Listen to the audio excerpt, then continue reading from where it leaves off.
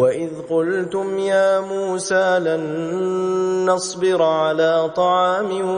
واحد فادع لنا ربك يخرج لنا مما تنبت الأرض من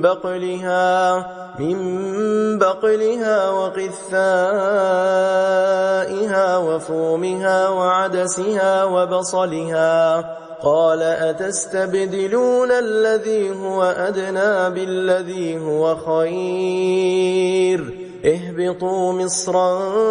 فإن لكم ما سألتم وضربت عليهم الذلة والمسكنة وباءوا بغضب من الله ذلك بأنهم كانوا يكفرون بآيات الله ويقتلون النبيين بغير الحق ذلك بما عصوا وكانوا يعتدون